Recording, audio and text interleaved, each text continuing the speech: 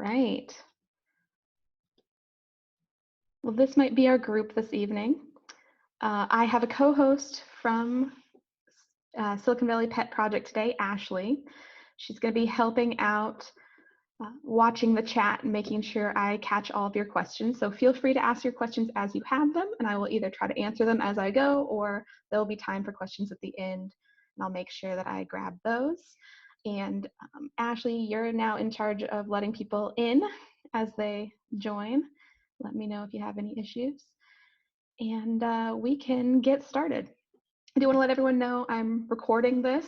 It's recording the shared screen with the slides and the audio.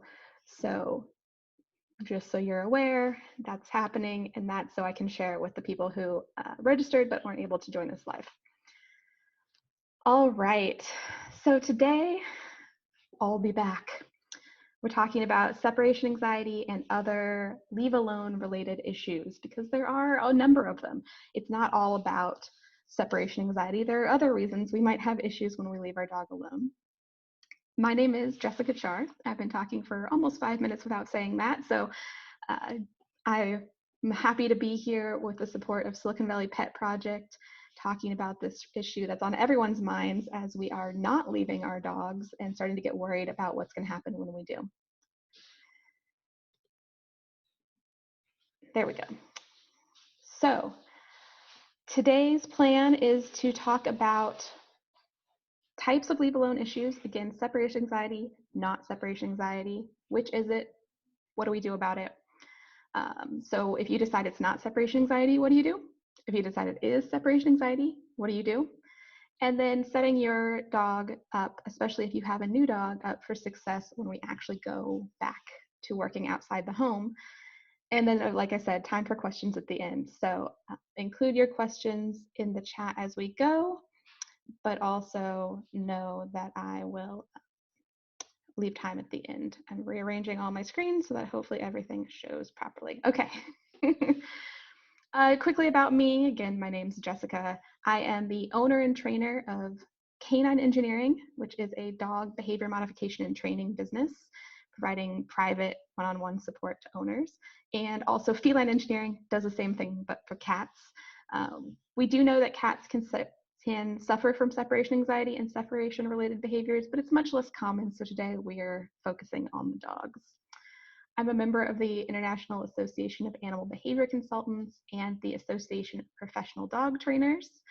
I'm a certified professional dog trainer, a fear-free certified trainer, and a certified separation anxiety trainer, which is why I feel uniquely qualified to talk to you about this today. And that is not a dog, that is my bunny, Dewey, doing his favorite trick, which is his high five. And no, he doesn't have ears, but he is actually a rabbit, not a guinea pig.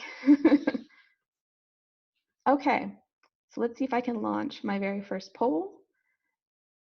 I know how to do this, I swear. All right. So, do you have a dog that has issues being left alone? Are you worried about it? Tell me where we stand. Hopefully you can see the poll. There we go. Oh, we have lots of yeses right off the bat. Since a few of you I know because you've called me about this issue, I'm not surprised, but you can see how common this issue really is. Issues being left alone are estimated to affect 50% or more of dogs at some point in their life. That's a lot. These are really social animals, and when we leave them alone, sometimes things happen. Oh, now you can see the results. There we go. So we have a lot of people who are having issues right now and a couple people who are worried, which is a very fair concern. Okay. So first off, what kinds of issues can we have when we leave our dogs alone? And is it always separation anxiety? And if it's not separation anxiety, what is it? So first off, the issues we're talking about are vocalization, so barking, whining, howling. This is what we classically think of as separation anxiety. A dog barks when you leave him alone. separation anxiety.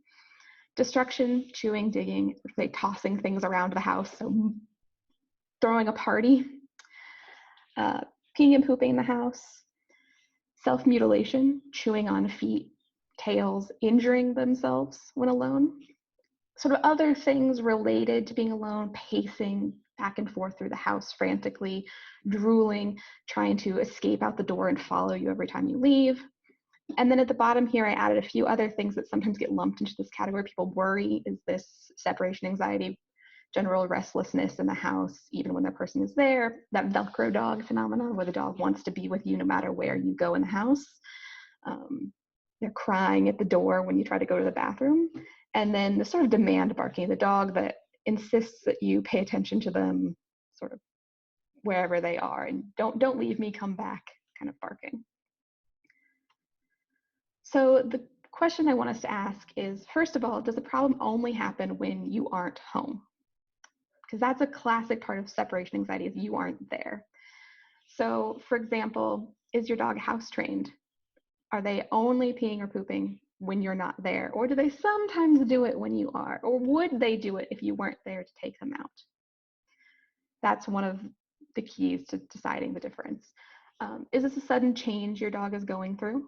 So for some of you, your dog is brand new in your home. That's a big change. It's hard to tell.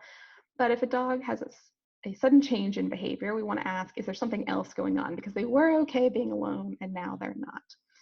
So that could be the neighbors are renovating their house and the construction noise is making your dog bark. It could be a health issue. There's a change in your dog's sort of health that's leading them to be uncomfortable or to have accidents when they're in the home alone. Is your dog sort of just bored, kind of playful, curious? They're running zoomies and knocking things down and chewing the pillows. Is your dog sensitive to noises and they're barking at things outside the home, whether you're there or not? It might be worse when you're not there, but the real trigger is someone walking past the house or the neighbors opening and closing their door. Is your dog very young or very old? Very young dogs might not be fully house trained. They might not have fully developed their house manners. So we have to think about, is there some puppy related issues going on? Not that puppies can't have separation anxiety, but they also could have other issues. Is your dog very old? Again, there are changes in health and cognitive status that can affect our dog's comfort with being alone or their behavior when alone. Oh, Sophie says she can't hear me. Can other people indicate that they can hear me? Okay, other people can hear me, Sophie. You're on, I don't know. All right. So finally, does your dog have some health issues that could be contributing? Pain is a big one. If your dog is suddenly dealing with some pain issues or GI issues, we see an increase in sensitivity to noises and an increase in anxiety when alone because they're not feeling good. They're less tolerant of things. So how do you answer all these questions? Is this something your dog does when they're alone versus when you're there, you might be able to tell. You say like, well, sometimes she pees in the house and sometimes we leave her alone and we come home to pee in the house. Okay. But what about, is your dog being kind of playful at home when you're not there? Or are they stressed? Is your dog barking only when the neighbors close the door? Or are they barking the whole time? Watch your dog on the camera. So that's how we're going to tell which problem we have. So we're going to watch the dog on a camera and start to make that decision if this is anxiety when alone, or if this is throwing a party, or some other new behavior that's, maybe they just needed to go to the bathroom really bad and they couldn't hold it. Okay, so the question is your dog saying I'm bored? Or are they saying I'm scared? So let's compare just briefly what we might see. So separation anxiety problems are only occurring when the dog is alone. Now, this is the barking, the eliminating, the destruction. It's not to say your dog can't have issues when you're home. It's saying that the issues you're seeing when they're alone are limited to when they're alone. On the flip side, if we have other issues going on, we're going to see that barking at the window or the chewing up pillows or the eliminating the house happen at other times as well. For separation anxiety, we want to know that health issues have been ruled out, especially if we have a senior dog. If there are health issues going on, we want to start treating those and see if that affects the behavior. Separation anxiety is generally a consistent reaction to being alone. I say mostly. There's always that dog that's sort of up and down for reasons that we can't quite pinpoint. But with other issues, we might say, oh, he's really struggles when being left alone for when there are thunderstorms, maybe. Or when the neighbors are home, my dog struggles when they're alone. When they're working and going out as well, then it's less of an issue. So maybe there's something about the noise of next door going on. When we watch them on the camera, we see, for separation anxiety, we're seeing signs of anxiety, panic even. We see the dog ignore food, run back and forth, check the windows, check the doors, sort of a frantic appearance. On the flip side, if we watch on the camera and we see a dog who's hopping up to, peek out the window and then going back to sleep on the couch, or I recently saw a video of a dog who watched his owner leave and then immediately ran over and started flipping the remote control around and throwing it off the table and watching it, and he was playing with it. Yes, the remote was being damaged, but he was not anxious about the situation. He was having a ball. Separation anxiety is generally not easily fixed. So if you can leave your dog with a Kong and see the issues disappear, you probably are dealing with a different issue, which is good.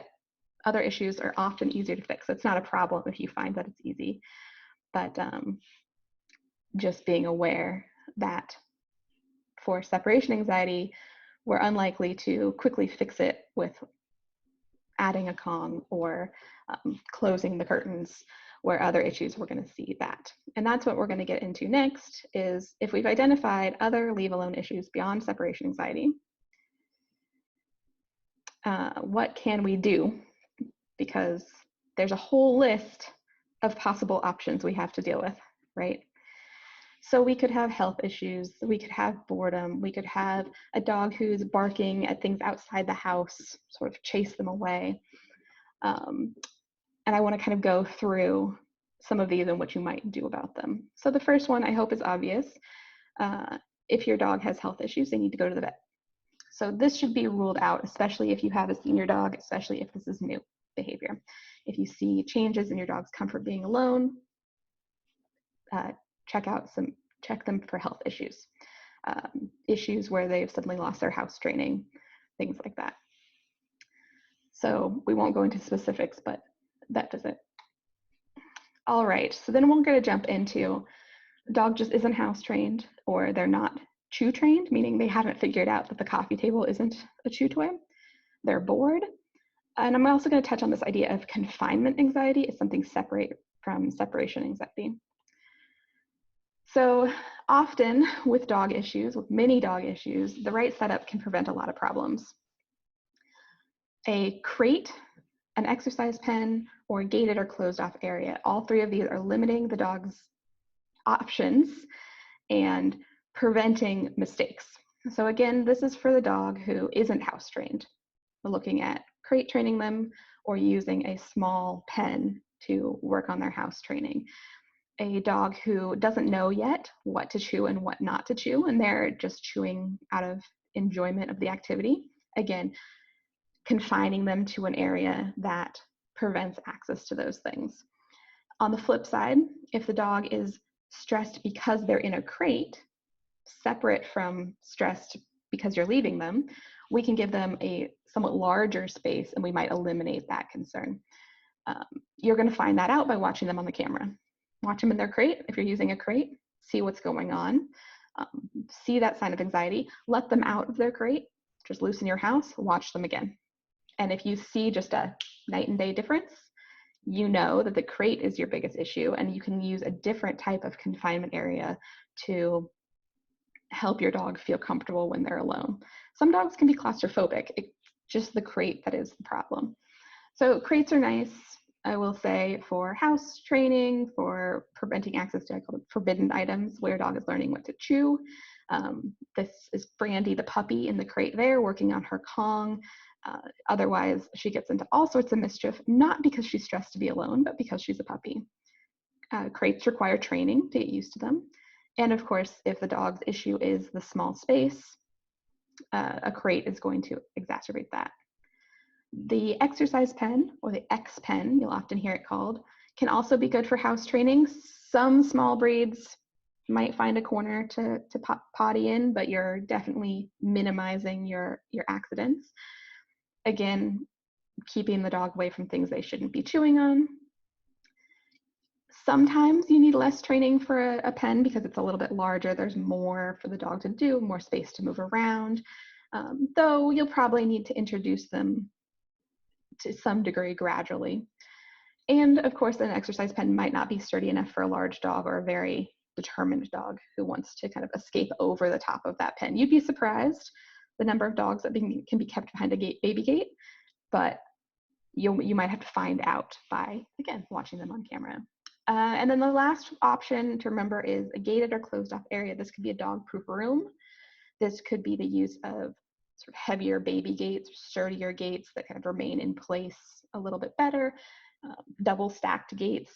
I won't get into the specifics of how to make that doable while still allowing you to get through, but there are lots of creative options for this that basically keep the dog in a somewhat smaller space so that you can control access to things that you need to prevent them from getting into. It's usually not an option if house training is your problem, because there's enough space for the dog to create their own potty area. But often less training is needed for a confinement area that's much larger, though you'll still need to introduce your dog to it, and we'll talk about that. The next thing, if this is a boredom problem, many dogs will find ways to entertain themselves.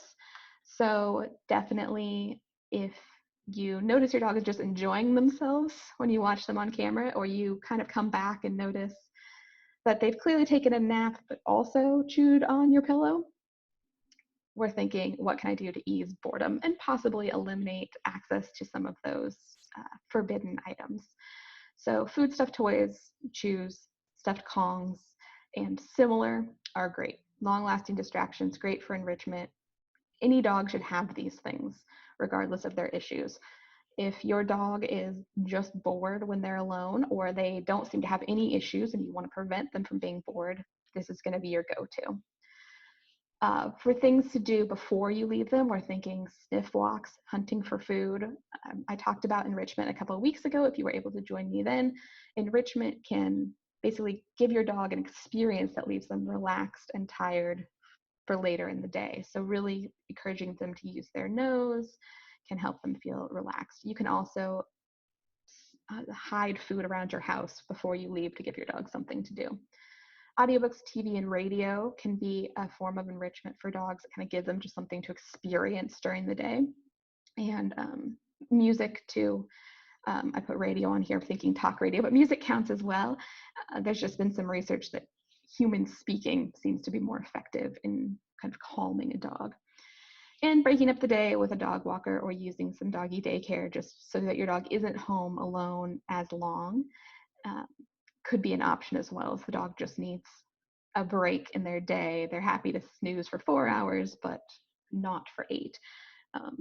Someday in the future, when you're away from home for more than your 20-minute walk. Again, these are things to utilize if your dog is bored during the day, and that's fueling their sort of attempt to find something to do. So whether it's chewing or peeking out the window to bark, they just need something more interesting to do. These are not going to be effective if your dog is panicking when they're alone. We're going to get into that. Next up, I want to touch on alarm barking, or this sort of guard dog barking. This is the stand on the back of the couch, peer through the window, and bark at everyone who goes past barking, as well as noise sensitivity, which is sort of a similar, I heard something and I barked and got anxious about that.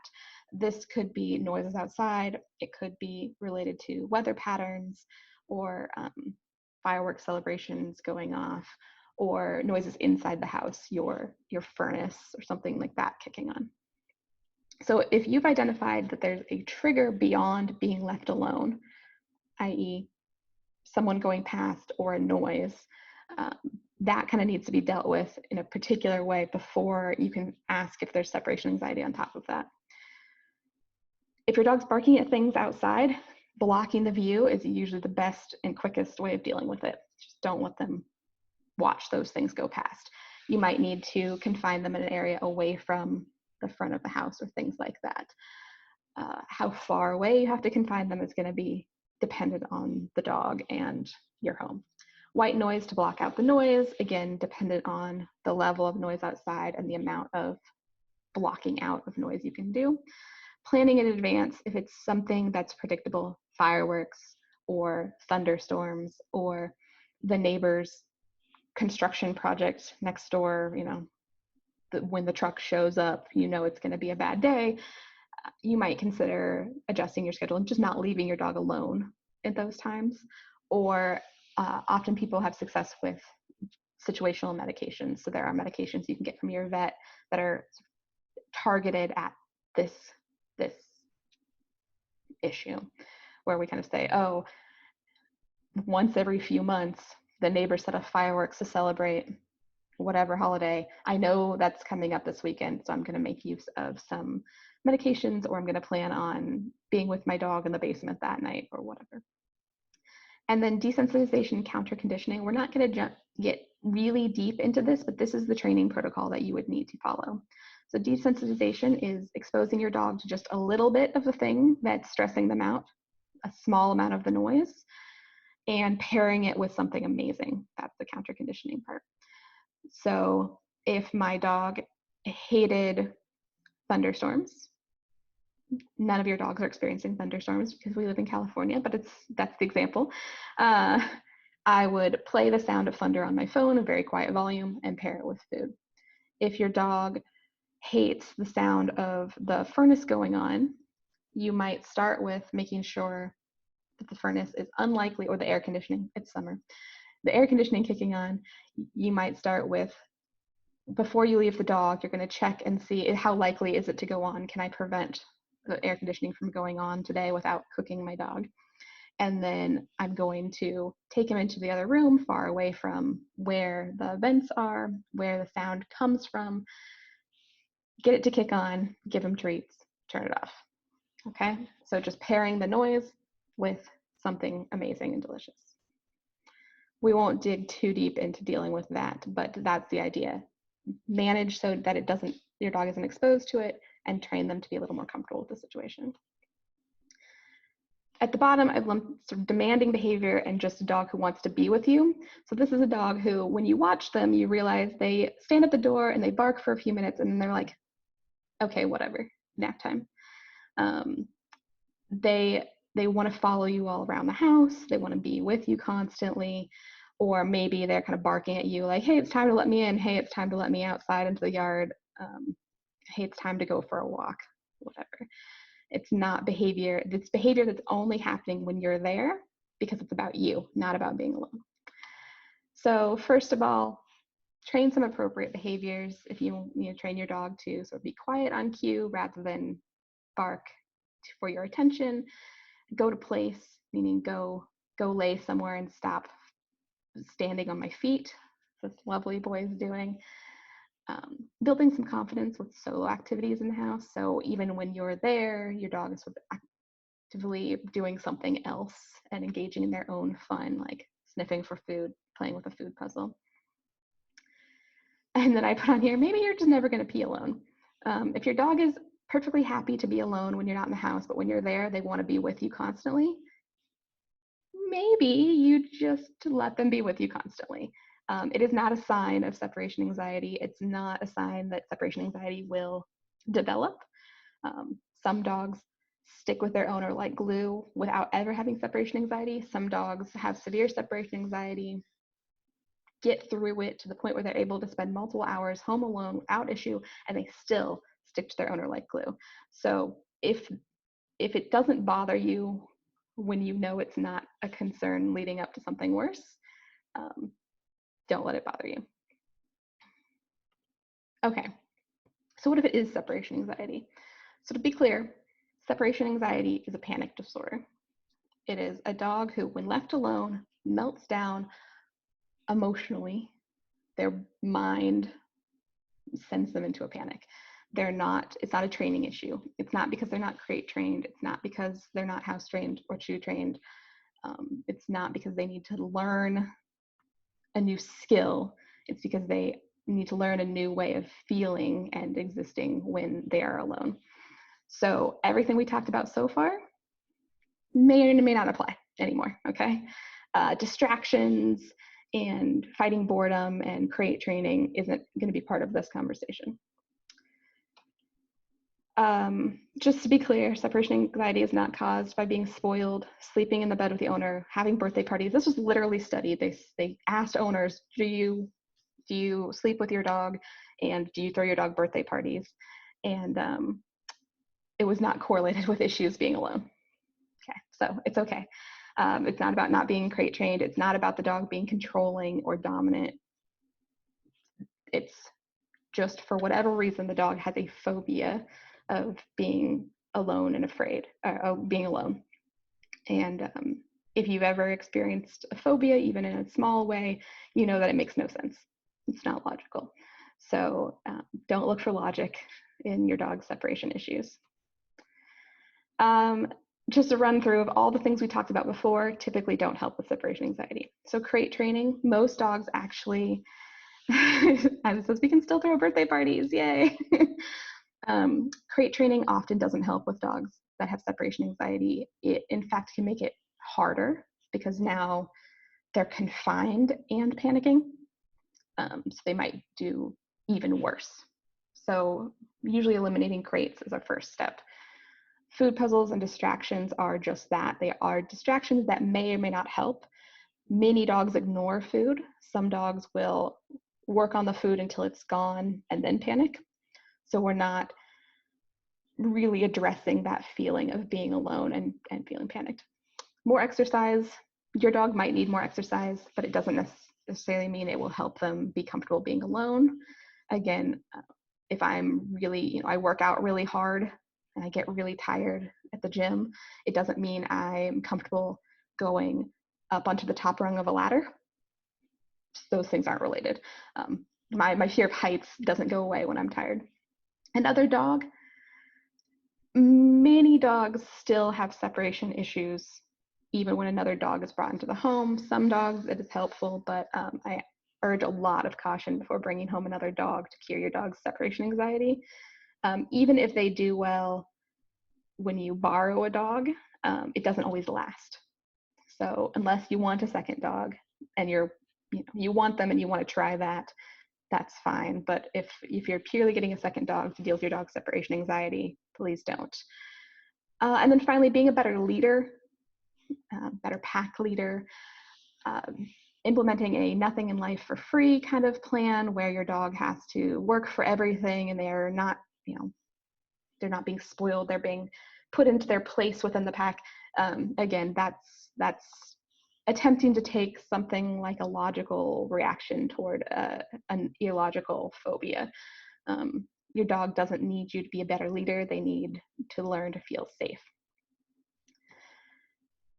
I have to say, beware of the quick fixes, especially on the internet. If you see somebody saying, oh, just do this and it immediately cures separation anxiety,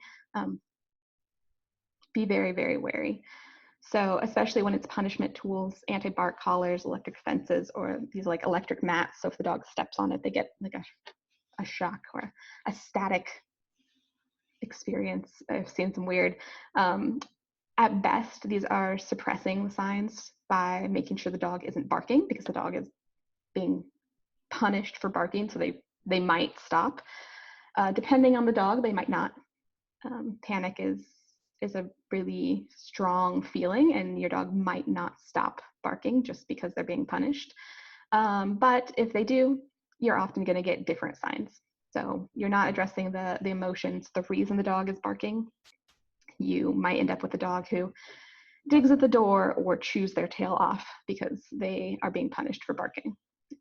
And punishment carries risks of changing, you're adding more stress to the situation. The dog's panicking because they're alone, and now they're getting a shock every time they bark and sort of say, I'm panicking, ouch, pain.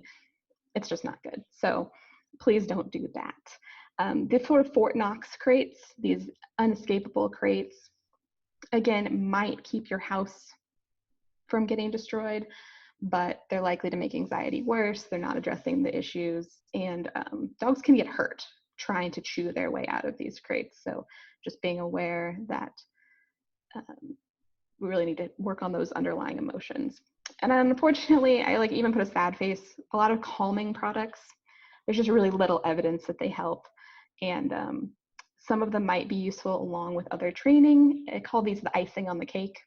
As much as I personally want to eat a cake that's entirely made of icing with no cake, ultimately, this is the last 5% that gets us over a hurdle potentially when all of our training is the foundation. So this is the calming treats, the calming sprays, the calming wraps, the calming devices, the calming music. They might be part of a tool. I'm fine with, use whatever you want to try, but be aware that they're probably not. If you tried them and they fail, that doesn't mean your dog can't get over their separation anxiety. I really wish many of these products worked better. Okay, so what does work?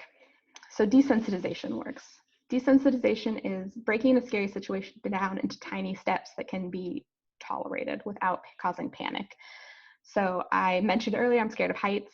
Desensitization would be, I go up one step on the ladder and I kind of adjust to that. And I understand, okay, I'm not scared of this. This isn't scary. Okay, now I'm gonna go up a second step. Okay, this is still not scary. I go up a third step. Okay, well, I don't love it, but I'm not freaking out. And I can sit here for a bit and kind of get used to this and then consider going up a fourth. So breaking it down into little tiny steps that are tolerated. This is different from leave the dog alone and wait till they stop freaking out. That is more of a flooding situation. That would be put Jessica on top of a really tall building and make her sit hanging her legs off the side and wait for her to stop panicking. That might not happen. And I would really hate you at the end of that. So we don't get over panic by experiencing it more. Okay. So part of desensitization means the dog can't experience the panic. They can't have this feeling of,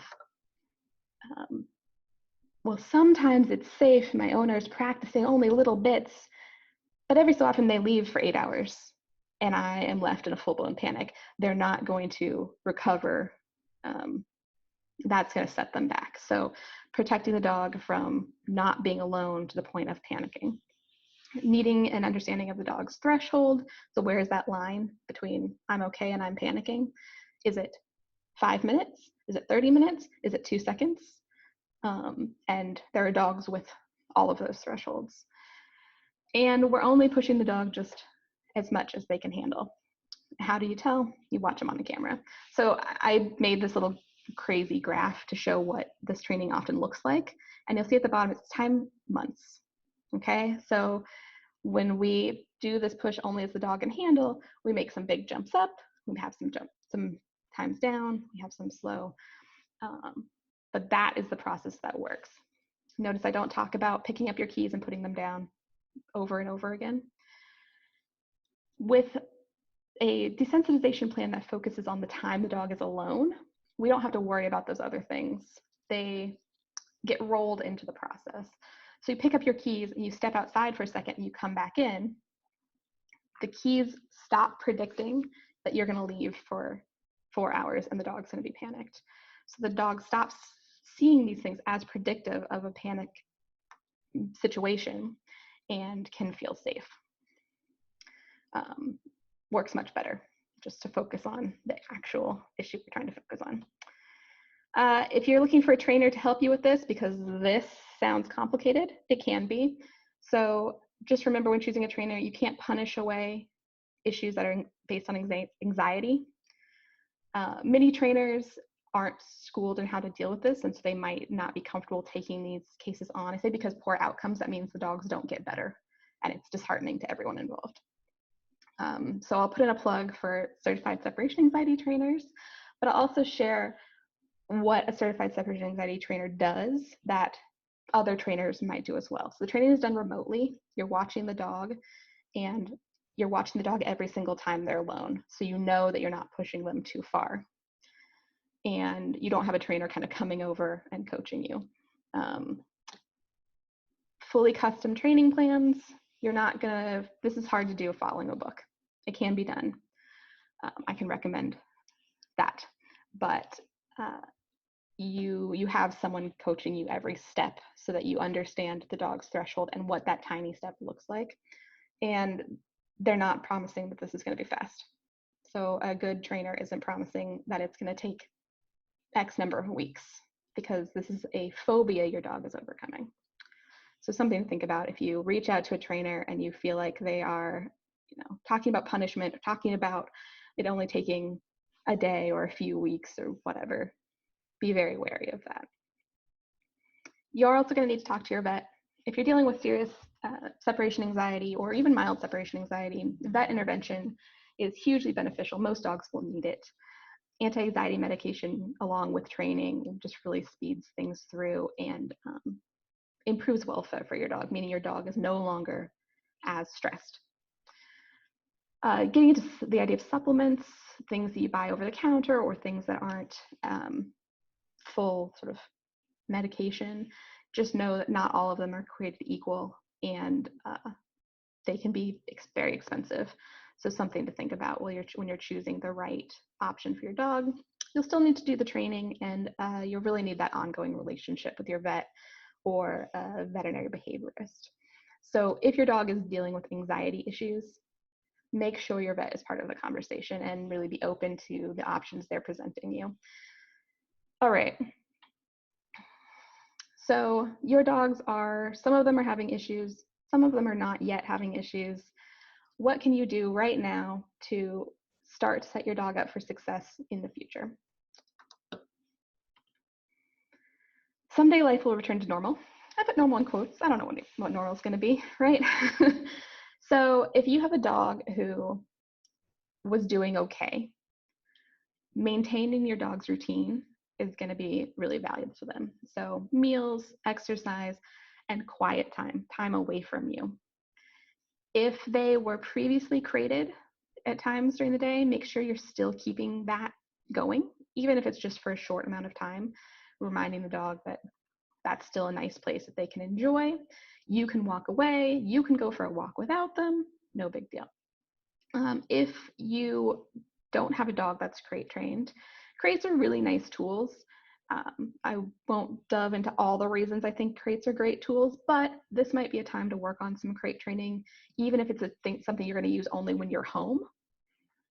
If your dog is ever injured, needs to rest or things like that, if you travel, crates are great. So this might be a time that's worth adding it. If your dog has never experienced stress in a crate, you have some time. So really maintaining some sense of normal.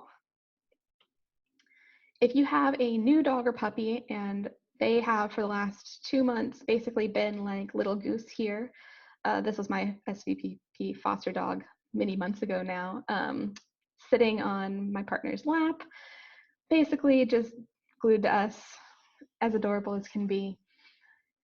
If your new dog has been goose sitting on your lap for 2 months now, it's time to introduce them to the idea that that will not always be the case. If your dog isn't new and has spent the last 2 months glued to you, it's time to remind them this will not always be the case. So introduce them to a confinement space in your home, whatever that's going to look like, whether it's a crate, an X-pen, or a separate room. Having some alone time while you're still in the house is really nice. It lets you build some time alone, give them a break from you and your family, while not requiring you to leave the house. You can be cooking dinner or whatever. At some point, you're going to have guests come over who hate dogs or scared of dogs, or you're going to be trying to vacuum and just want to put your dog into a separate room. Now is the time to make sure that they're perfectly happy being in a separate room. Practice daily alone time, building it up slowly. We're going to delve into that in a moment. But every single day, some time away from your dog, not a bad thing. Your dog will be happy to spend a little time away from you too, potentially. And then go ahead and create that love of food stuffed toys now. We'd say food stuffed toys don't help if your dog is panicking when they're alone, but if they're not yet panicking when they're alone, adding delicious, fun things to do is helpful in staving off that potential behavior. You say, okay, bye-bye, like you go in the bedroom with your delicious stuffed Kong, and I'm gonna go, I don't know, clean out the car for 5 minutes and come back. And the dog says, oh, sometimes you leave, but it's kind of a fun experience. Okay. So food stuffed toys are really nice for making it into a positive experience. They might not overcome panic, but they can help take something your dog doesn't know anything about and make it into a really positive. They're also just really good enrichment for dogs. It's a good habit for your dog to have. Okay, and finally, our very last topic, leave them even when you have nowhere to go. Every single one of you should be spending some time not with your dog right now. I know that's tragic. Like, why? What is this whole thing even good for if we have to leave our dogs even for a second? But they need to remember what it's like to not have you there and have that experience and have it not be scary. So first up, set up a camera so you can watch them. If you're at all unsure of how your dog is going to behave, set up that camera and just get ready to go. Say like, oh, I'm going to go to the store. Get all your stuff, grab your keys, put your shoes on, step outside into the garage or outside your front door and go just out of view. Don't go too far. And then just see how they handle it. For a new dog, start with a couple minutes tops. The goal is for this to be a positive experience. So if your dog stands at the door and barks for a moment, you might say, are they just complaining because I left? Will they settle in? It's okay to find out. But ideally, every time your dog is left, it's not a big deal. And that's how you build time longer and longer. So a couple minutes where they go, where did they go? Will they ever come back? Oh yeah, they came back. Just like that, no big deal. If you see your dog's stress is escalating, so they stand at the door and they go, bark, bark, bark, bark, bark. I like to time it because often it feels like the dog has been barking forever. And I look at my timer and it's been 30 seconds. And I'm like, oh, okay. It actually hasn't been forever. My neighbors probably aren't ready to kill me yet. So they bark for 30 seconds and then they go quiet. You see them lay down, go play with the toy. You're like, okay, cool. They barked for a moment when I leave, but we did okay. We can give it a few minutes and then we can go back. If they bark for a couple of minutes and then they start howling and crying and digging out the door, we're coming back. It is not always necessary to wait for your dog to stop barking before you come back. In that case, you're not reinforcing the barking, you're relieving them of the anxiety and the panic that they're starting to feel. Okay, so that's where the line is. If your dog goes bark, bark, bark, why did you leave? And you are like, oh, I heard you bark and I'm here, don't worry. Maybe you're reinforcing them for asking you not to leave. But if they're going, I don't like it, and I'm getting more and more anxious and I'm going like this and I don't really, come back. Say, okay, now I know that you start to feel really anxious. Next time I'm going to go for a shorter amount of time, or maybe I'll just open the door and then close the door and we'll practice at that level. Maybe I need to talk to somebody about how to set you up for success. When you come back, when you leave and come back, remember, leaving is boring. It's not exciting. It's nothing for your dog to even get up to worry about. And coming home isn't exciting because they were just napping. You're waking them up from a nap. So when you come home, greet your dog like they just walked in from another room. You're like, oh, hey buddy, how's it going? I've heard the analogy, greet your dog like you're holding a big arm full of groceries and you need to go put them down first. So you're not reaching down and picking your dog up and cuddling them and telling them, you're just like, oh, hang on, like, yeah, I'm glad to see you too. Let me do something okay now. Because being alone is not exciting. It's not something you have to ask them for forgiveness for doing. So keeping things really casual and calm. I thought of one other thing I was going to say, but I didn't. So that is wrapping things up. I think I'm even sort of on time, which is amazing. So I do want to thank Silicon Valley Pet Project real quick. This is their Facebook and Instagram, the website. If you are looking to adopt, Silicon Valley Pet Project. If you are interested in fostering, if you are just wanting to donate and contribute, I ask for your support there. You want to look at and share cute pictures on Facebook and Instagram. That is great too. On the other side is me. So my two businesses, Canine Engineering and Feline Engineering, both on Facebook, Instagram, and websites. If you happen to be cat people, there's a pretty extensive blog on felineengineering.com. If you are on the dog side, there's a little bit of information on the website. That's sort of how-tos on basic behaviors. It's in work in progress. And of course, if you need specific training. Let's see, I'm gonna answer that question in just one moment. Kathleen. Anyone else, drop your questions in now while I continue talking. And I do want to put in a quick pitch. If your dog is dealing with separation related issues, now is the time to train that. Now is the time to look for a trainer and start to work on that, or look for some resources and start to work on it.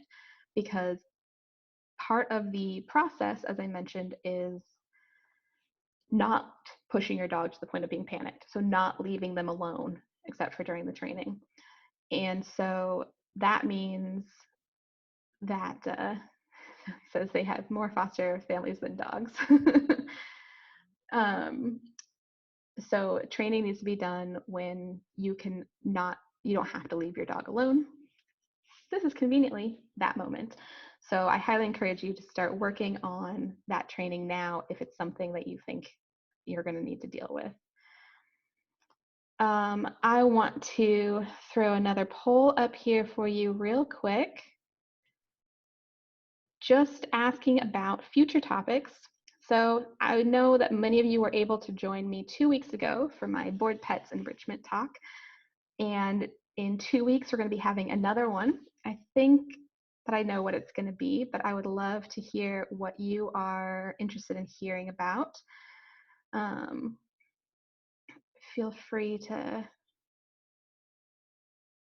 throw other ideas into the chat window if there's something on here that doesn't capture what you're wanting to do. All right, looks like we got most people in there. So lots of people are interested in teaching polite leash manners. Yeah, a little bit of basic training and learning, deal with barking. Nobody has puppies in this class. That's fine. I don't blame you. All right. So let me pull up the chat and answer questions. All right, is it normal for dog left at home to just sleep the whole time? Yes, yes. So dogs sleep more than we do. They sleep in different patterns than we do. So I'd say as long as that doesn't represent a huge change for your dog. So if your dog used to be much more active and now they're sleeping a lot more, then that might be a sign of a concern. But if there's nothing to be done, why not take a nap? They don't have Netflix to watch, right?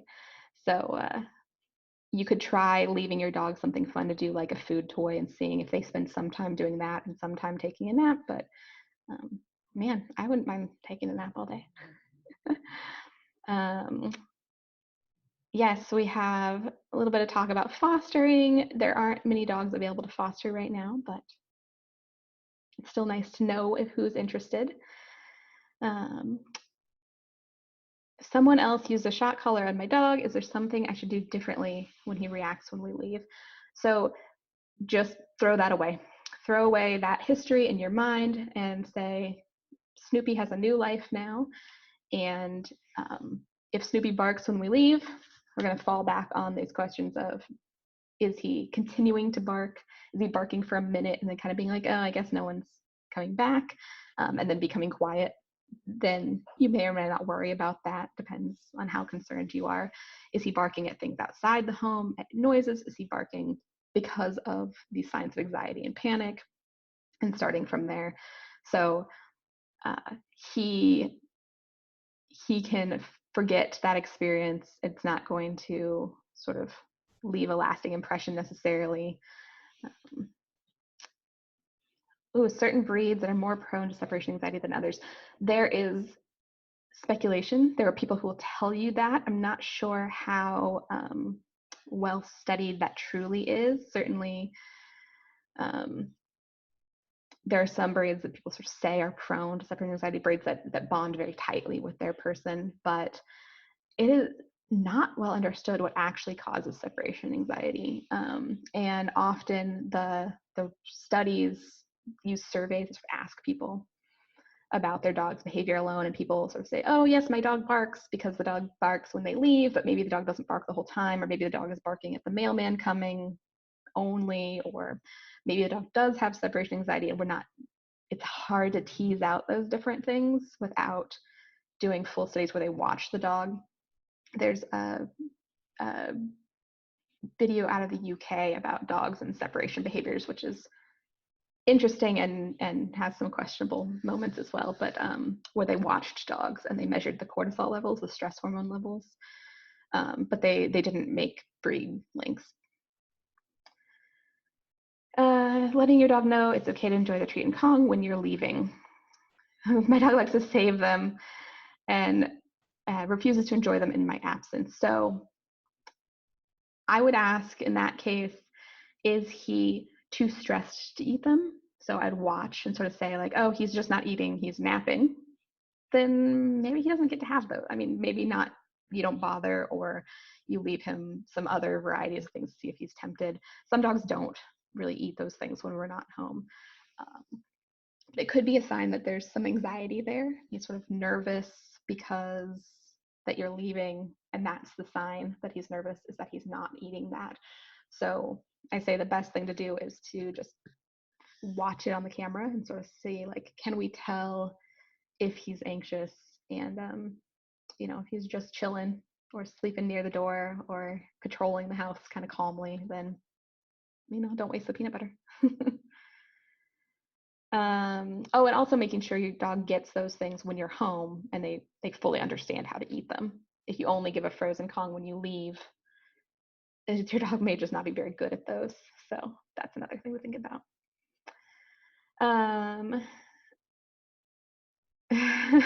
Jiffy's been watching doggy TV on Netflix or on YouTube, and as enrichment, she liked the birds and the squirrels for a few minutes, but it wasn't long. It wasn't a very long experience. Hey, 5 minutes of fun is still 5 minutes. Well, remember that these are predators. They do short, I'm going to hunt, eat, and then I'm going to sleep and like save my energy. So 5 minutes of fun is still 5 minutes.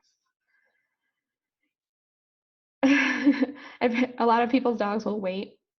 So I say the best way to stop feeling guilty, or to find out if you have something to feel guilty about, is to just, you can watch your dog. And if you don't have fancy cameras, this is how you watch your dog. You pull up a Zoom meeting, make a free account, hook up your laptop or your tablet or your computer and your phone to Zoom.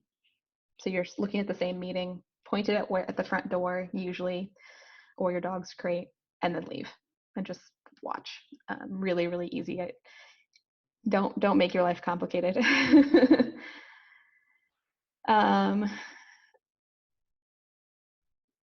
Let's see. Do you feel like there can be too many enrichment toys? No, probably not. So many dogs just finish off their food toy on the early side. Remembering though that doing that is working their mind, especially this this pup is eating their food stuffed toy within the first hour. So that kind of suggests that they're not eating it within the first 5 minutes. It's using their mind, it's using their body to get the food, it's giving them a meal. That really is great for creating a sleep time, nap time, relaxation. So don't worry too much about, first of all, never too many toys. It's fine. Throw them all out there. And you can do more than one food stuffed toy. If there's one the dog kind of starts with, the peanut butter one maybe, and then there's a dry kibble one they can move to, things like that. But it's all about what happens after they finish that toy. If they're calm after they finish the toy, then that's fine. We know it's not going to last the whole day. Cooper is associating the calming TV with us leaving. Yeah, really, really good point. And thank you for bringing that up. What can happen, the calming TV or watching TV for enrichment, along with the food stuff toys, calming music, all of these things, when our dog is neutral at us leaving or doesn't really care, or maybe they're doing things out of boredom or curiosity and we're just trying to give them more to do, then putting these things down, turning on the TV, putting down the Kong are just things for the dog to do and engage in. When our dog panics when we leave them alone, when they feel stress, now we're creating a predictor that the dog is going to feel stressed. And we can use calming TV and music, we can use food stuff puzzles once we break that association, once the dog learns, oh, I'm not panicked when I'm alone. So when the music comes on, it helps muffle the noise or it helps create kind of a calm atmosphere.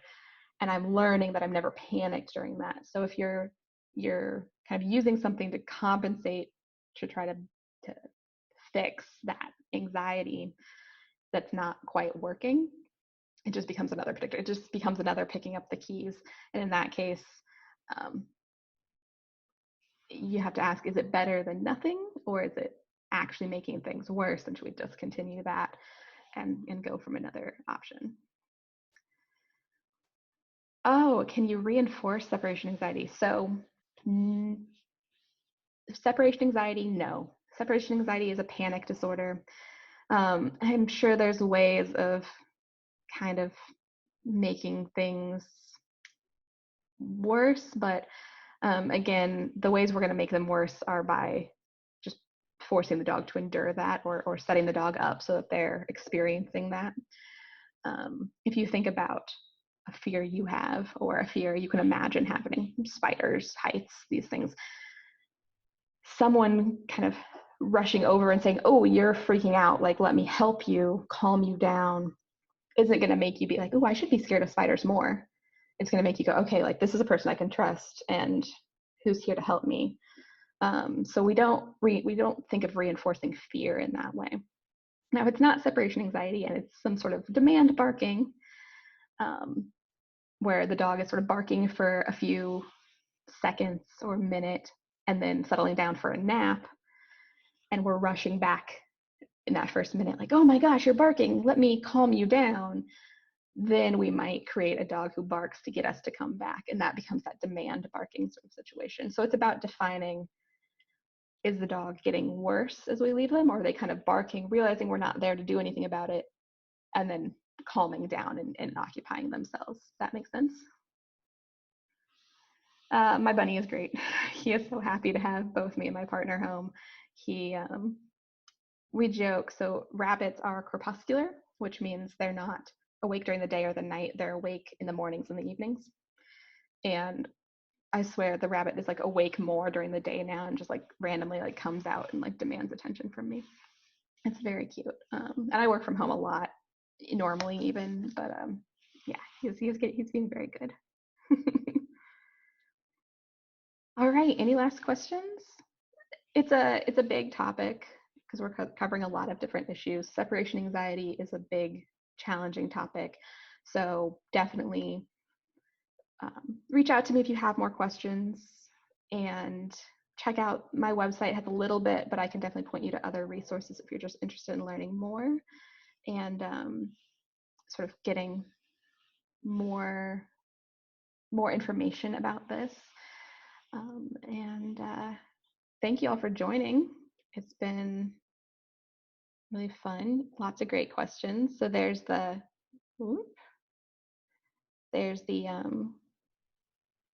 all the social media information again. And if you want to email me directly, I didn't put this on there, but it's jessica@canineengineering.com. So feel free. Yes, there is a recording for those people who joined late. So I'm going to figure out how to do that. So you're probably going to be getting a link to that. It's a work in progress. So give me a day or two to sort that out. But it should be not an issue. All right. Thank you so much, you guys, for joining. It's really fun. And we're done. Bye, everyone.